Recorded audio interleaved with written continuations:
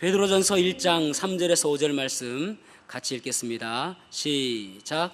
우리 주 예수 그리스도의 아버지 하나님을 찬송하리로다. 그의 많으신 긍휼대로 예수 그리스도를 죽은 자 가운데서 부활하게 하심으로 말미암아 우리를 거듭나게 하사 산 소망이 있게 하시며 썩지 않고 더럽지 않고 쇠하지 아니하는 유업을 있게 하시나니 곧 너희를 위하여 하늘에 간직하신 것이라. 너희는 말세에 나타나기로 예비하신 구원을 얻기 위하여 믿음으로 말미암아 하나님의 능력으로 보호하심을 받았노니라. 아멘. 착석하시겠습니다. 어느 마트에 아들과 아버지가 같이 있는데 아들이 이제 아주 징징대고 또 땡깡 부리고 또 큰 소리로 울고 그러는 것입니다. 그때 아버지가 아주 나지막한 목소리로 철수야 참아야 된다. 철수야 참아야 된다. 큰 소리 치지 말아라. 그렇게 이야기하는 것입니다. 그래서 그 옆에 보고 있던 한 아주머니가 그 아버지에게 그렇게 이야기했습니다. 철수인 아들에게 참 인내심이 많으시고 참 좋으신 아버지 같습니다. 그렇게 이야기했습니다. 그래서 아버지가 하는 이야기가 제 이름이 철수입니다. 두 사람이 못 웃고 있어요. 우리는 말씀을 많이 듣는데 결국은 내가 어떠냐, 내 행동, 내 태도가 어떠냐에 따라서 그 말씀은 나와 어떤 관련이 되어지는지를 우리가 알 수가 있겠죠. 우리가 말씀을 들을 때마다 먼저 생각해야 될 것은 무엇이냐면은 1차적으로 나에게 하는 말씀으로 내 삶에 적용하는 말씀이 되어져야 됩니다. 오늘 참 저는 이제 그 기분이 좋은 게 찬양 소리가 확 울려나고 벌써부터 막 연습하는 것 소리가 들으니까 막 온 교회에서 찬양 소리가 막 나니까 너무너무 좋아요. 그래서 우리 교회가 찬양이 풍성한 평소에도 그런 교회가 되었으면 좋겠습니다. 오늘 이 베드로서는 언제 어떻게 기록되어졌는지 배경을 좀 말씀을 드리자면은 그 AD 64년 7월 19일 날 네로 황제가 로마에 불을 지릅니다. 로마시에 불을 지릅니다. 대화재가 일어나게 되어지죠. 어떤 사람은 로마가 좀 정치적으로 문제가 있어가지고 시를 쓰기 위해서 불을 질렀다 그런 이야기도 있습니다. 그런데 많은 사람들이 그 불 지른 거에 대해서 항의하니까 네로가 뭐라고 이야기하냐면은 이 불은 내가 지른 것이 아니고 그리스도인들이 이 땅에 이제 물로 심판하지 않을 것이고 마지막 날에는 불로 심판하실 것인데 그리스도인들이 불을 지른 것이다. 그래서 모든 책임을 그리스도인들에게 떠넘겼습니다. 그러니까 평소에는 그리스도인들에 대해서 그렇게 미워하지 않았던 사람들도 이 AD 64년 이후에 엄청난 박해가 시작되어졌습니다. 적어도 5세기까지는 상당한 박해가 있었습니다. 그런 박해가 있어서 1절에 보면은 본디오, 갈라디아, 갑바도니아, 또 비두니아, 또 그런 여러 흩어진 사람들이라고 이야기하지 않습니까?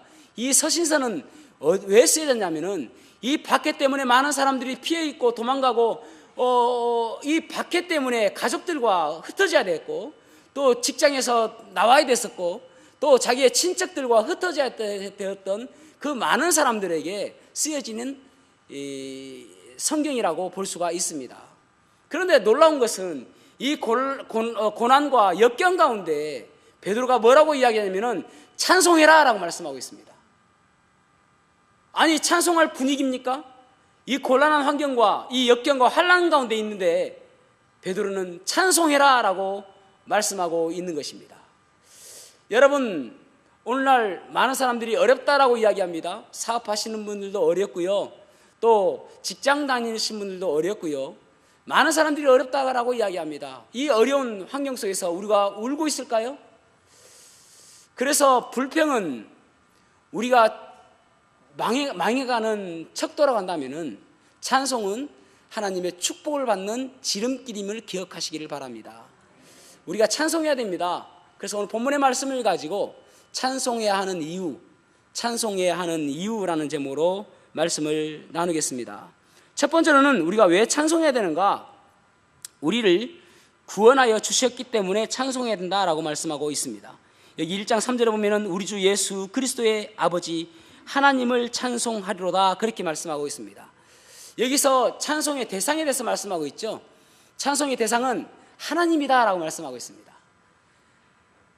오늘 찬양대회는 심사위원들이 대상이 아니에요. 어떻게 하면 심사위원들에게 잘 보일까? 그게 문제가 아니에요. 찬송의 대상은 오직 하나님이십니다. 사람이 문제가 아닙니다. 그래서 하나님께 우리가 찬송하는 것입니다. 그래서 히브리서 13장 15절에 보면은 그러므로 우리는 예수로 말미암아 항상 찬송의 제사를 하나님께 드리자. 이는 그 이름을 증언하는 입술의 열매니라. 아멘. 우리가 항상 하나님께 찬양하는 것은 내 입술의 열매다, 내 신앙 고백이다, 하나님을 향한 내 사랑의 고백이다 라고 말씀하고 있습니다. 더 나아가서 시편 69편 30절에서 31절에 보면은 내가 노래로 하나님의 이름을 찬송하며 감사함으로 하나님을 위대하시다 하리니 이것이 소, 꽃, 뿔과 굽이 있는 황소를 드림보다 여호와를 더욱 기쁘시게 함이 될 것이라. 아멘. 야, 참 대단하지 않습니까? 우리의 찬양이 황소를 드리는 것보다도 하나님께서는 더 기뻐하신다라고 말씀하고 있어요. 제가 황소가 얼마나 금액이 얼마나 되는지 제 친구 네이버한테 물어봤습니다. 오늘날 시세가 얼마인가? 약 600만 원 정도 한답니다. 그러니까 하나님께서는 우리가 600만 원을 드리는 것보다도 찬송하는 것을 더 기뻐하신다는 거예요. 아니, 그러면 못할 거 없지 않습니까? 그죠? 저는 여러분들이 혹시 저한테 제가 이것을 해주시면 목사님 제가 너무너무 기쁘겠어요 하면은 돈 안 드는 일이면 진짜 해드리겠습니다. 아니, 여러분 기쁘시다는데 제가 못 해드리겠습니까? 그죠? 돈 안 드는 일이면. 근데 600만 원 드리는 것보다도 하나님은 찬송하는 것을 더 기뻐하신다라고 말씀하고 있습니다. 여러분, 참 우리는 이 불안과 또 어려움 가운데 살아갑니다. 그런데 우리가 찬송해야 될 이유가 무엇인가? 오늘 본문의 말씀에 보면은 나를 구원해 주신, 나를 거듭나게 해주신 것 때문에 우리는 찬송할 수밖에 없다라는 거예요. 우리를 구원하여 주시되 주님께서 십자가의 보혈로 구원하여 주시고 부활하여 주심으로 인해서 우리를 구원하여 주셨다라고 말씀하고 있습니다. 하박국 3장 17절에서 18절 보면은 비록 무화과 나무가 무성치 못하며 포도나무에 열매가 없으며 감람나무에 소출이 없으며 밭에 식물이 없으며 우리의 양이 없으며 외양간에 소가 없을지라도, 여러 가지가 없는 것처럼 이렇게 나열되어 있는데 한마디로 이야기하면은 아무것도 없다 할지라도예요. 나에게 아무것도 없다 할지라도, 빈털털이라 할지라도, 거지같이 되었다 할지라도 나는 여호와를 인하여 즐거워하며 나의 구원의 하나님을 인하여 기뻐하리로다. 나의 구원의 하나님 때문에 기뻐한다라고 말씀하고 있잖아요. 그러면서 1장 3절 그 하반절에 보면은 그의 많으신 긍휼대로 예수 그리스도를 죽은 자 가운데서 부활하게 하심으로 말미암아 우리를 거듭나게 하시며, 그렇게 말씀하고 있습니다.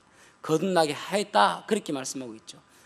우리의 육신은 엄마의 뱃속에서 태어나지만 다시 예수님께서 우리를 거듭나게 해 주셨다라고 말씀하고 있는 것입니다. 여러분, 우리가 우리의 감정을 표현하는 방법은 참 여러 가지가 있습니다. 어떤 사람은 말로 표현하기도 하고요, 또 어떤 사람은 어떤 예술 행위를 통해서 표현하기도 합니다. 미술을 통해서 하기도 하고요, 어떤 분들은 또 몸을 통해서, 우리 교회도 몇 명의 그 선녀들이 있지 않습니까? 몸으로 아주 이쁘게 표현하시는, 그런 몸으로 표현할 수도 있습니다. 그리고 또 우리의 입술로 찬양을 통해서도 표현할 수가 있습니다.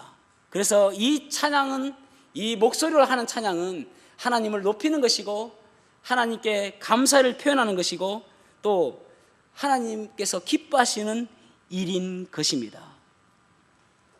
그런데 우리는 노래라고 해서 다 똑같은 노래는 아니죠. 하나님을 찬양하는 이 찬양과 또 세상적인 노래들이 있을 수가 있습니다. 그러나 찬양은 하나님께 드리는 것이기 때문에, 하나님께서 기뻐하시는 것이기 때문에 우리에게 또한 기쁨이 되어지는 것입니다. 세상적인 노래는요, 참 절망적입니다. 제가 예전에 청년 시절 때 20대예요. 꽃도 가면 입버릇처럼 나오는 노래가 무엇이냐면은, 난 참 바보처럼 살았군요. 난 참 바보처럼 살았군요. 진짜 바보처럼 산 것처럼, 내가 삶의 이유도 모르겠고요, 삶의 의미도 모르겠고요, 제가 무엇을 하며 살아야 될지도 모를 정도로 그런 절망한, 방황하는 시기가 있었습니다. 좀 10대에 좀 더 공부를 열심히 해가지고 좀 뭐랄까 스펙도 좀 쌓고 그렇게 할 걸, 그렇지 못했던 것이 너무나도 제 삶을 뒤돌아보니까 너무나도 안타까운 거예요. 그래서 지난날 돌아보니까 참 바보처럼 살았구나. 그래서 맨날 입버릇처럼 난 참 바보처럼 살았군요 이렇게 했는데, 어느 날 난 참 바보처럼 살았군요 하는데 그 찬양을, 그 노래를 딱 맞고 제 입술에서 난 참 바보처럼 살았군요, 난 참 예수가 좋다오, 이 찬양이 딱 나오는 거예요. 난 예수가 좋다오, 주를 사랑한다던 베드로 고백처럼 난 예수를 사랑한다오. 이 찬양이 딱 가로막고요.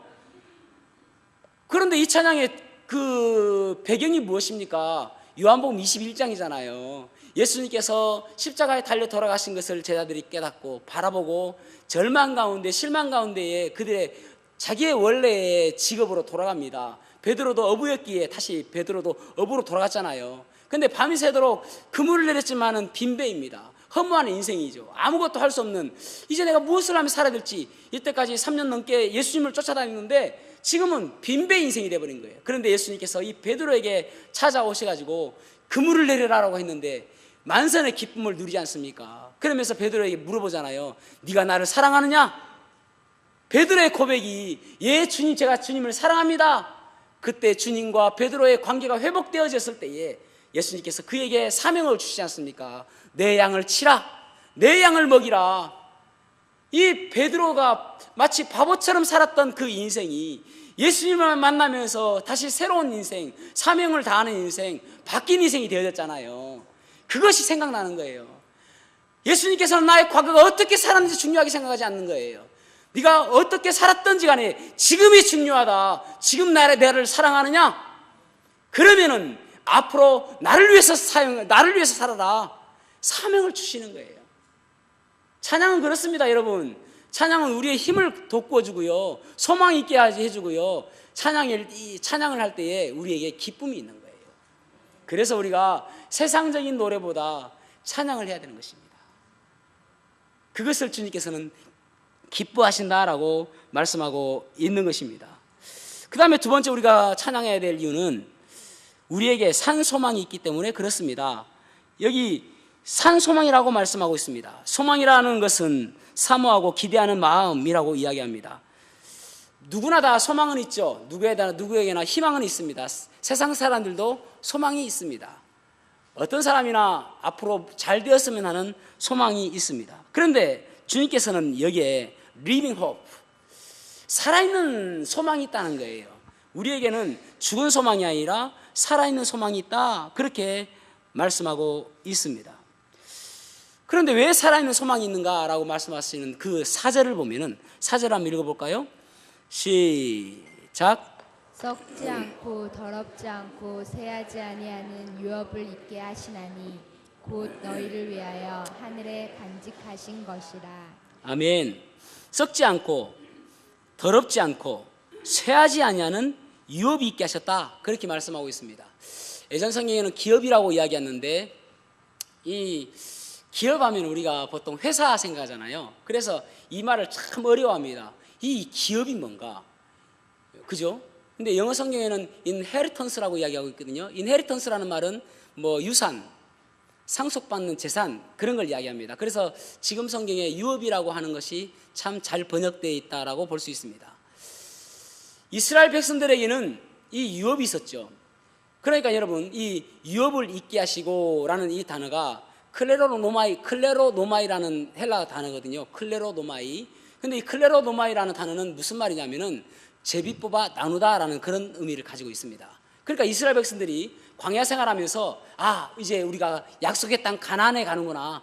약속의 땅 가나안에 가면은 우리의 땅이 있다. 우리가 거할 땅이 있다. 그래서 제비를 뽑아서 나누어 주는 그 땅이 있다. 이것이 이스라엘 백성들에게는 얼마나 소망적인 이야기인지 몰라요. 그래서 광야 생활하면서 좀 힘들고 어렵지만은 조금만 더 견디자. 조금만 더 가자. 그러면은 우리에게 하나님께서 약속하신 땅이 있다. 그것이 소망이 되었어요. 그런데 여러분, 이 약속의 땅 가나안은 적들로 인해서 썩어지는 그런 땅이 되어지고, 결국은 그 우상들을 인해서 더럽혀지는 땅이 되어지고, 결국은 가만히 스스로가 쇠하게 되어지는 땅 아닙니까? 그런데 우리에게 있는 이 땅은 영원하다라고 말씀하고 있는 거예요. 그 땅이 무엇입니까? 천국이죠. 지금 여기서 우리에게 영원한 유업이라는 것은, 유업이 있게 한다는 이 말은 우리에게는 천국의 소망이 있다는 것입니다. 지금 당장은 어렵고 힘들고 가슴이 막 답답한 그런 마음이 있다 할지라도 우리에게는 영원한 천국이 있다. 그것이 우리에게 소망이 되는 거예요.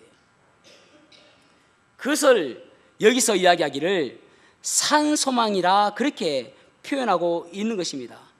여러분, 이스라엘 백성들은 가난만 생각해도 그들은 죽지 않으려고 하는 소망이 있었던 것이에요. 그런데 우리는 영원한 소망이 우리에게 있다는 거예요. 천국이 우리를 기다리고 있다라고 말씀하고 있는 거 아닙니까? 그래서 이 천국을 바라보게 되어질 때에 지금의 상황이 어렵고 힘들다 할지라도 우리는 기쁨 가운데 살 수 있는 것이죠.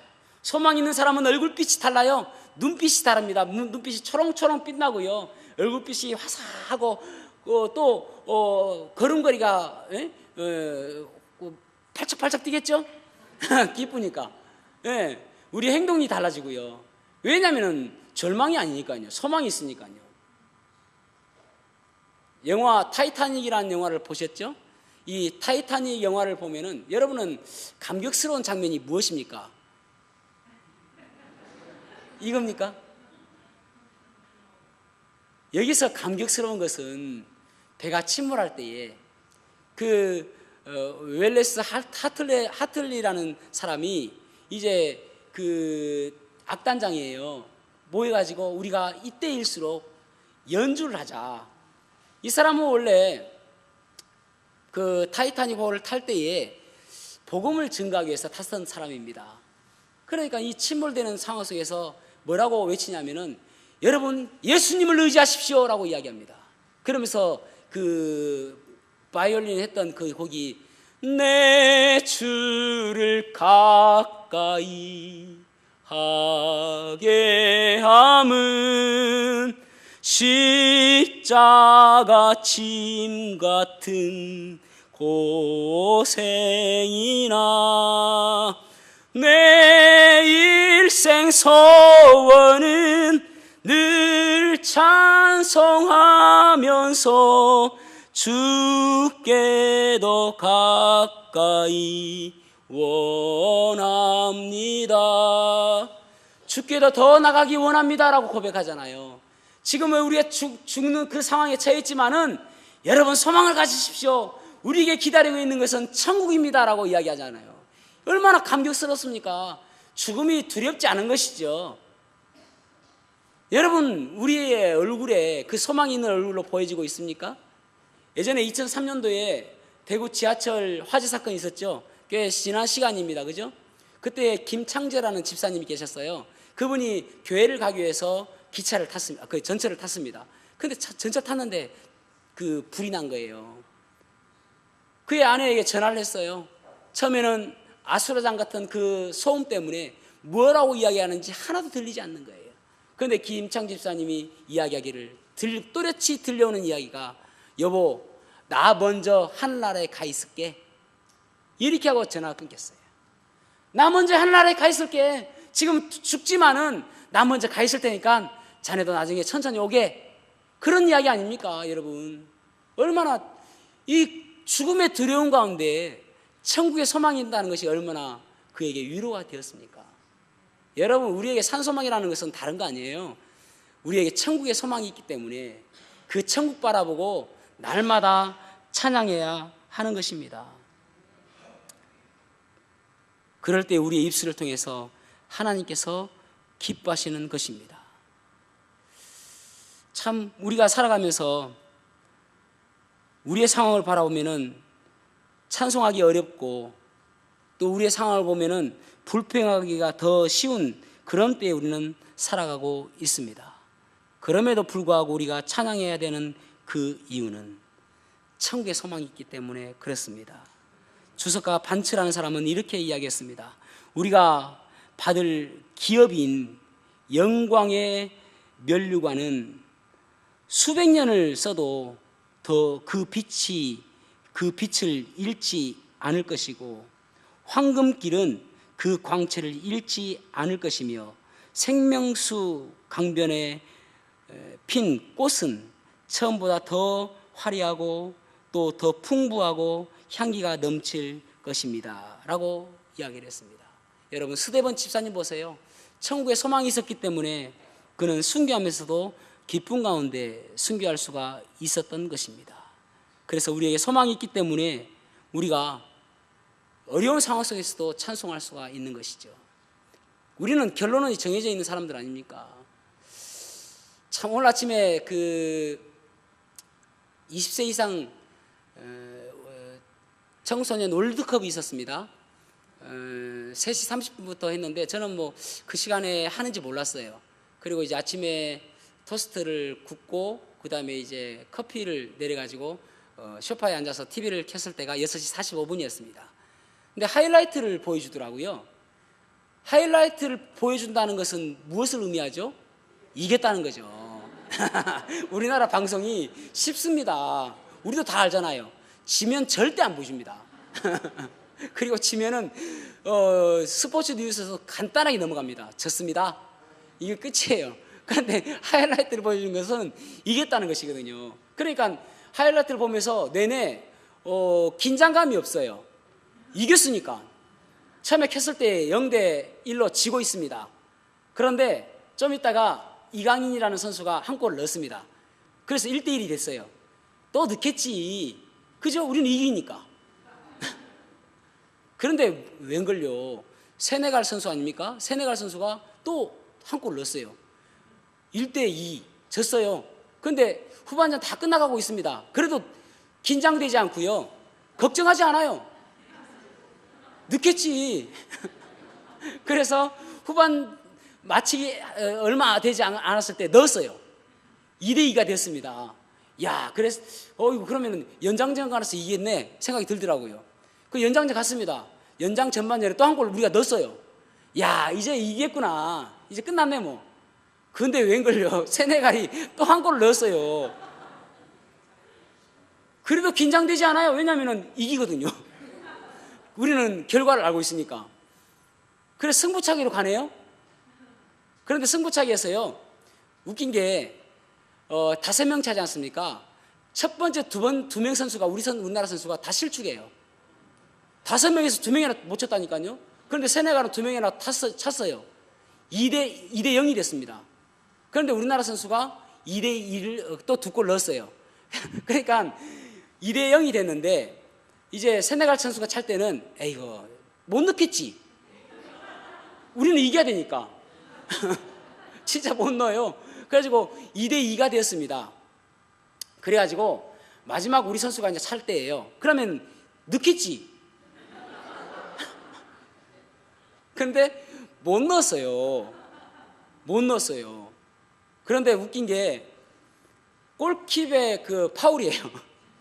그 나라 그 세네갈 선수의 골킵의 파울로 다시 차게 된 거예요. 다시. 그래서 넣었어요.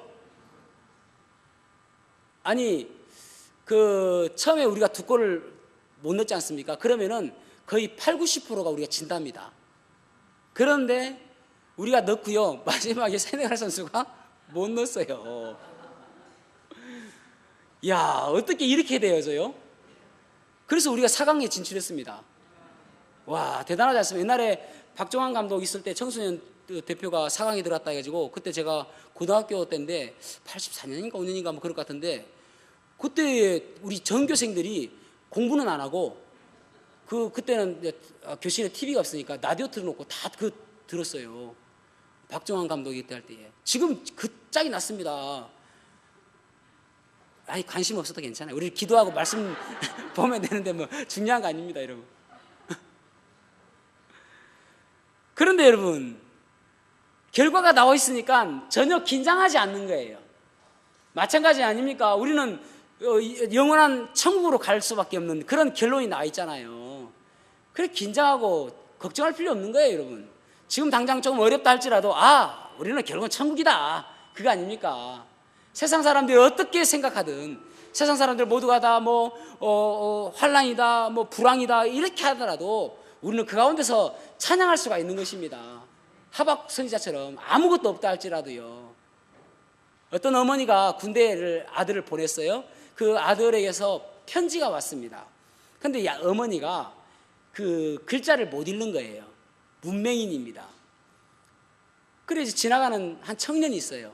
그래서 청년한테, 젊은이, 나 이거 편지가 우리 아들한테 왔는데 좀 읽어줘 이랬어요. 그래서 그 청년이 그 편지를 탁 보다가 막 우는 거예요. 그래서 이 엄마가 아이고 무슨 일이 났는 것 같다, 우리 아들이 뭔가 잘못됐는가 보다 해서 막 엄마도 같이 우는 거예요. 그런데 질 가다가 또 이제 둘이가 울고 있으니까 나그네가 이리 와가지고 같이 막 울고 있는 거예요. 3명이서 2시간 동안 한참 울다가 이제 좀 진정이 되었습니다. 그래서 엄마가 그 청년에게 물어봤습니다. 아니, 우리 아들에게 무슨 일이 일어났는데 그렇게 슬피 우냐고.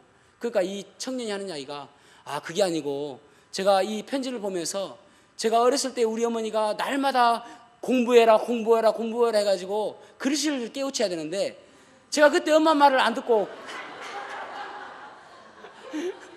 글씨를 깨우치지 않아가지고 지금 보니까 너무 후회가 돼가지고 우리 엄마한테 너무 죄송해서 그래서 제가 울었습니다. 그런데 아주머니는 왜 울으셨어요? 하니까 아주머니가 나는 총각이 우니까 우리 아들이 뭔가 문제가 있는가 싶어서 같이 울었지. 그럼 문제는 나그네 아닙니까? 아니, 나그네는 왜 울었어요? 하니까 길을 가는데 2명이 우는데 내가 안 울면은 매정한 사람이라고 누가 뭐라 할까봐 같이 울어졌다는 것입니다. 여러분, 세상 사람들이 다 울고 있다 할지라도 나도 똑같이 덩달아서 전염병처럼 울고 있을 게 아니에요. 왜냐하면 우리에게는 소망이 있기 때문에 그렇습니다. 이 소망은 죽은 소망이 아니라 산 소망이 있기 때문에 그렇습니다. 세상과 우리는 뭔가 다른 기준이 있어야 될 거 아닙니까? 세상 사람들이 가지고 있는 그 기준이 아니라 내가 가지고 있는 이 기준, 하나님 때문에 내가 살아가는 이 행복감, 이것이 우리의 기준이 되어야 되잖아요. 그래서 바울 사도는 이렇게 고백합니다. 빌립보서 3장 7절부터 보면은, 그러나 무엇인지 내게 유익하던 것을 내가 그리스도를 위하여 다 해로 여길 뿐더러 또한 모든 것을 해로 여김은 내 주 그리스도 예수를 아는 지식이 가장 고상함기 때문이라. 내가 그를 위하여 모든 것을 잃어버리고 배설물로 여김은 그리스도를 얻고 그 안에서 발견되려 함이니. 세상 사람들이 다 중요하다고 생각하는 그 가치관을 나는 다 배설물로 여긴다. 너무 고상한 표현이에요. 똥오줌입니다. 그것을 여긴다는 거예요. 세상 사람들의 가치관과 내 가치관은 다르다라는 것입니다. 여러분, 교회가 세상 사람들과 똑같이 가는 때 그때가 우리가 망하는 거예요. 저는 답다라는 말 좋아한다고 이야기했지 않습니까? 최근에 저는 그 한기총의 그 회장인 그 정광훈 목사, 그 사람은 목사도 아닙니다. 참 그 사람 보면은 한국 기독교 총연합회거든요. 그 회장인데 무슨 막말을 하고, 그 사람 막말이 한두 번이 아니에요. 옛날부터 진짜 제가 이곳에서 이야기를 하지 차마 못하는 말까지 합니다. 부끄러울 정도로 그래요. 왜 그렇습니까? 목사가 목사답지 않으니까 문제인 거예요. 여러분, 그리스도는 나와야 됩니다. 성도는 성도 나와야 되고요. 학생은 학생 나와야 되고요. 주부는 주부 나와야 되고요. 다 와야 되는 것이죠. 그렇지 않으면 그게 문제 아닙니까? 교회는 교회 나와야 되는 것이죠. 교회에서 모일 때마다 우리가 무엇이 문제입니까? 주님을 높이는 것이 돼야 되잖아요. 다른 거 높이는 것, 여러분, 주민 높이지 않고 다른 것 자랑하는데 왜 다른 사람들이 부끄러워야 됩니까? 그것이 부끄러운 것이 아니거든요. 교회는 교회다워야 되는 것이거든요. 여러분, 우리는 주님만이 높임 받는 그러한 교회가 되었으면 좋겠습니다. 그것 주님 자랑하지 못하는 것이 부끄러워하는 그런 교회가 되었으면 좋겠습니다. 내 자랑했다가 참 부끄러워하는 그런 사람이 되었으면 좋겠습니다. 우리 교회는요, 오직 주님만이 높임 받고 주님만이 자랑하고, 어떤 사람들은 아니 당신은 왜 그 예배 때마다 다 가느냐, 좀 쉬어라고 이야기하는 그런 사람이 있어요. 교회 안에서. 그것이 부끄러운 일 아닙니까? 여러분, 매 예배 때마다 나오는 그것이 자랑스러워야 될 거 아닙니까? 다른 것이 부끄러워서는 안 되는 것이죠. 무엇이 여러분 부끄럽습니까? 내가 세상 물들어가고 세상 사람들은 똑같이 가고 세상 사람들이 중요하게 생각하는 건 나도 중요하게 생각하고 세상 사람들을 따라가는 것이 부끄러워야 되는 거 아닙니까? 그죠? 그게 부끄러워야 돼요. 우리는 그리스도인이에요. 세상과 다른 사람 아닙니까? 그런 사람, 그런 삶을 살아야 되는 것입니다. 혹 여러분 어려운 가운데 있다 할지라도, 혹 절망 같은 어려움에 있다 할지라도 찬양하는 삶을 놓치지를 마시기를 바랍니다. 마지막 세 번째로는 우리를 보호해 주시기 때문에 우리는 찬양해야 됩니다. 5절 말씀 같이 한번 읽어볼까요? 1장 5절 시작. 너희는 말세에 나타내기로 예비하신 구원을 얻기 위하여 믿음으로 말미암아 하나님의 능력으로 보호하심을 받았느니라. 아멘. 하나님께서 우리를 보호하여 주신다라고 말씀하고 있습니다. 이 보호하다라는 단어가 플루루메누스라는 단어입니다. 플루루메누스라는 단어인데, 플루루메누스라는 단어는 무슨 뜻이냐면은 군사용어로서 요새를 지어서 보호해준다, 그런 말입니다.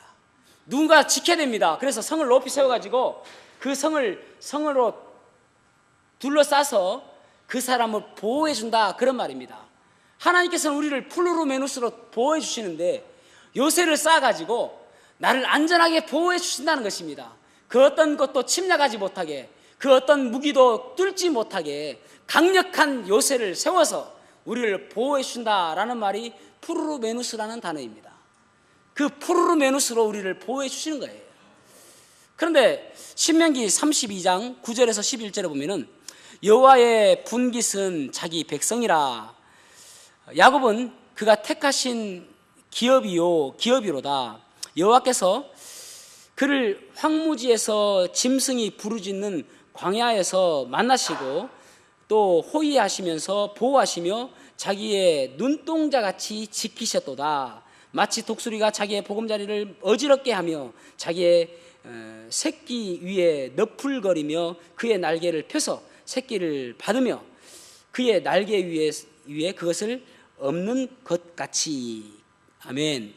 하나님께서 우리를 어떻게 보호해 주시는가를 두 가지를 통해서 말씀하시는데, 하나는 눈동자처럼 보호하시고 하나는 마치 독수리가 새끼를 보호하듯이 보호해 주신다, 그렇게 말씀하고 있습니다. 여러분, 우리의 신체 가운데 여러 가지 신체가 있지 않습니까? 그런데 대부분 신체는 뇌에 먼저 보고를 하고 움직입니다. 예를 들어서 손을 뻗으라 하는 것은 뇌에 먼저 보고를 하고 뇌가 그래 뻗어 하면 뻗는 것입니다. 그렇지 않는 것처럼 보이시죠? 그런데 그런 것입니다. 그런데 먼저 행동하고 보고하는 것이 눈입니다. 그래서 제일 빠른 것이 뭐라고 그러죠? 눈 깜짝할 새. 눈은 깜빡하는 거예요. 여러분 혹시나 테스트 해보고 싶으시면은 여러분의 손가락을 눈을 찔러 보시기 바랍니다. 그러면은 눈이 깜빡하면서 손가락을 막아요. 그런데 하나님께서 우리를 보호해 주실 때 어떻게 보호하시냐면은 마치 눈동자처럼 보호해 주신다, 그렇게 말씀하고 있잖아요. 뭐 어디 보고할 것도 없어요. 보고할 것도 없이 아주 긴박하게 급하게 우리를 보호해 주시는 것이 하나님의 눈동자처럼 보호하시는 거예요. 은혜가 되어지지 않습니까? 이것만 생각해도 얼마나 은혜가 되어지는지 몰라요. 그럼 또 어떻게 보호하시냐면은 독수리가 새끼를 보호하듯이 보호하신다. 독수리의 특성은 어떠냐면은 오늘 신명기 말씀도 잘 표현하고 있는데, 독수리는 어떻게 하냐면은 처음에 이제 알을 낳을 때에 되면은 둥지를 만듭니다. 둥지를 어떻게 만드냐면은 밑에는 가시나무 같은 뾰족뾰족한 것들을 딱 먼저 나무로 틀을 잡습니다. 우리 사람으로 치면은 공고리를 치는 것이죠.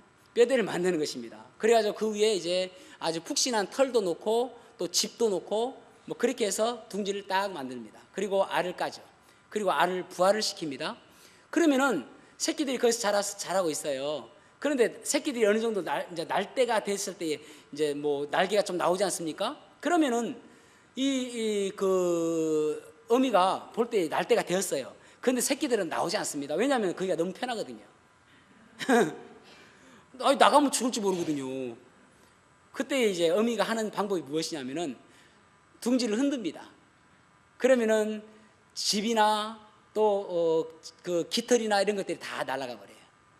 그러면 무엇이 남죠? 뾰족한 가시가 남잖아요. 그러면 어쩔 수 없이 새끼들이 밖으로 나옵니다. 그런데 날 수 있습니까? 한 번에 못 나르잖아요. 그러면 위에서 딱 떨어지면은 막 자기는 날고 싶은데 못 날아요. 저도 이렇게 못 나르잖아요. 근데 저도 언젠가 나를 수 있었어요. 연습하면은. 여러분 물 위를 걷는 방법 아시죠? 한 발 빠지기 전에 다른 발을 딱 하면 물을 걸을 수 있거든요. 저도 연습을 아직 못해서 그러는데 좀 더 연습해 보려고요. 그래서 막 이래야 하는데 못 나르니까 땅에 떨어질 쯤 되면은 독수리 어미가 팍 가가지고 너풀거리며 날개를 딱 받아가지고 다시 올라갑니다. 그런데요, 한 번으로 끝나지 않아요. 반복합니다. 계속. 언제까지요? 나를 때까지 반복하는 거예요. 그게 여러분 독수리의 어미가 새끼가 미워서 그럽니까? 그렇지 않잖아요. 이쁘기 때문에 보호하여 주기 위해서 앞으로 이 험한 세상을 어떻게 살아갈 것인지 그런 마음 때문에 그렇게 하는 거잖아요. 그와 마찬가지로 때론 하나님께서 우리를 연단 가운데 빠지게 하시고 힘들게 한다 할지라도 하나님께서는 우리를 사랑하시기 때문에 보호하여 주시기 위해서 그러한 일을 허락하신다라고 말씀하고 있는 것입니다. 이 보호하시는 하나님, 그 하나님을 찬양하는 거예요. 우리의 입술은 그 하나님을 높이며 하나님을 찬양하는 것입니다. 여러분, 그래서 기도는 싸움이고 찬양은 승리의 고백인 것입니다. 다시 한번요, 기도가 싸움이라면은 찬양은 승리의 선포인 것입니다. 그래서 우리가 천국에 갔을 때는 더 이상 기도로서 싸울 필요가 없어요. 왜냐하면 거기는 하나님께서 계시니까. 그곳에서 우리가 할 수 있는 일은 무엇이냐면 찬양하는 거예요. 지금 우리가 찬양하는 것은 그 천국 가서 하나님 찬양하는 것을 잘 하기 위해서 연습하는 것입니다. 하나님 앞에서 찬양하는 거예요. 그래서 우리가 찬양을 열심히 해야 되는 것이죠. 어떤 이가 이렇게 이야기했습니다. 내 삶에 고통만 없다면 나는 노래하는 자가 되리. 그러나 고통이 없다면 노래가 만들어지지 않음을 의하리. 고통 때문에 노래가 있다는 것이죠. 그래서 어떤 이는 서양의 그 격언 가운데 이런 이야기가 있습니다. 흐르는 물에서 돌들을 치우지 마라. 그 돌들을 치우면 시냇물은 노래를 잃을 것이다. 그 시냇물에 돌들이 있으니까 그 돌들과 마찰을 하면서 졸졸졸 노래를 하는 거예요. 근데 그 돌들을 치워버리면 노래를 잃어버리고 쑥 지나가는 거예요. 사랑하는 성도 여러분, 지금이 어렵고 또 불황이고 사람들이 다 눈물 흘릴 만한 그런 일만 이야기한다 할지라도 우리의 삶 속에서 주님 찬양하는 삶을 놓지 마시기를 바랍니다. 찬양하는 그 이유가 우리에게는 있기 때문입니다. 기도하시겠습니다.